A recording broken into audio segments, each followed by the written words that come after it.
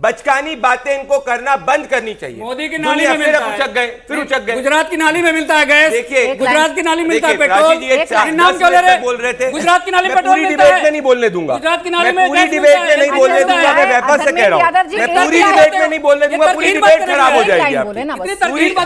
पूरी डिबेट में नहीं बोलने दूंगा। पूरी डिबेट में नहीं बोलने दूंगा। मैं वापस से कह रहा हूँ धर्मेंद्र जी, पूरी डिबेट में ना आपको बोलने दूंगा ना संजीव जी को बोलने दूंगा। अहंकार नहीं है, मेरी विनम्रता है। आखिरी बार मैं वार्न कर रहा हूँ, पूरी डिबेट में नहीं बोलने दूंगा।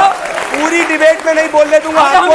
संजीव झा को मत छेड़ोगे तो छोड़ूंगा नहीं। मेरे को अपनी बारी में बोलने दो। जी अपनी वजह से उनको क्यों संकट में याद रखना, आपके उनको भी नहीं छोड़ूंगा।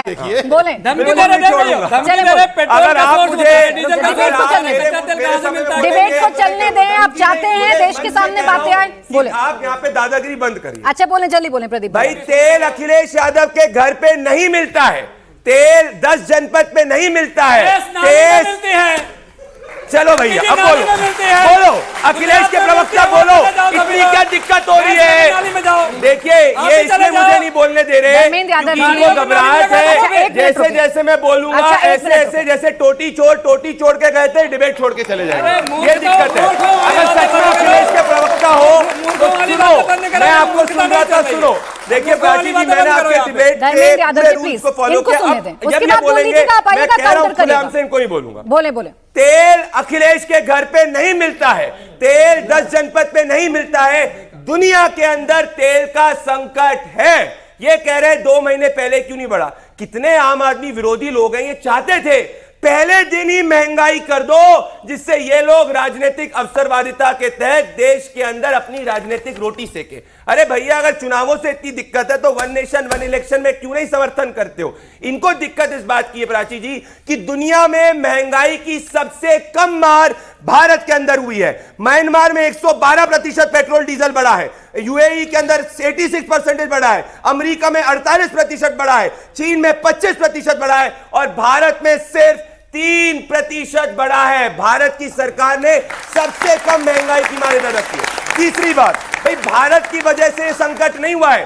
स्ट्रेट ऑफ हॉर्मुज दुनिया में पहली बार 2 महीने तक बंद हुआ है और ऐसी स्थिति के अंदर ये आर्थिक राष्ट्रवाद की बात है। जब सुप्रीम कोर्ट के जज मान रहे तो सपाइयों को क्या दिक्कत है? जब आम नागरिक साथ में सपाइयों को क्या दिक्कत है? जब मंत्री कर रहे हैं तो सपाइयों को क्या दिक्कत? इनको दिक्कत है। अरे कोरोना में मोदी को नहीं हरा पाए, चलो आर्थिक संकट में मोदी को हरा दो, कुछ में वोट मिल जाए। बंद करो वोट का सुनना, राष्ट्रवाद की बात करो। हम बात करते हैं कि टोटल 10 सालों के अंदर इन लोगों ने पेट्रोल के दाम 133% बढ़ाए, अभी से 32% बढ़े हैं, इनसे 100% कम बढ़े हैं। इनकी दिक्कत यह है, इनको राजनीतिक रोटी नहीं सेकने को मिल रही है। मैं बताती हूँ इनकी दिक्कत यह है, ये कह रहे हैं भारत की डिप्लोमेसी अगर ठीक होती, भारत अगर अच्छे से डिप्लोमेटिक फैसले लेता तो स्ट्रेट ऑफ हॉर्मुज भारत के लिए खुल जाता। कौन सी कंट्री के लिए स्ट्रेट ऑफ हॉर्मुज खुला है? ये कह रहे हैं बाकी कंट्री से हमें मतलब नहीं है, इनको बाकी कंट्री से मतलब नहीं है, इनको भारत से मतलब है, भारत सरकार से मतलब। मैं कह रहा हूं इनसे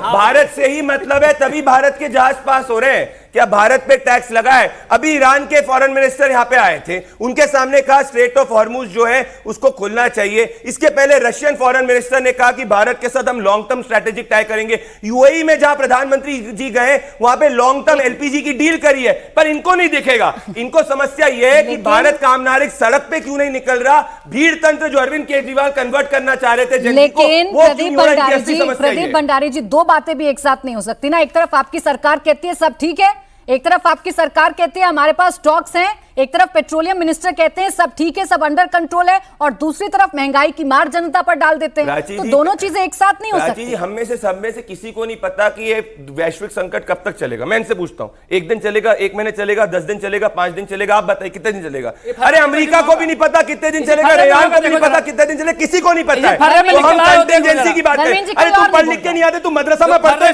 पढ़ाई लिखाई नहीं आती है, इसीलिए आलोचना की बात करेंगे।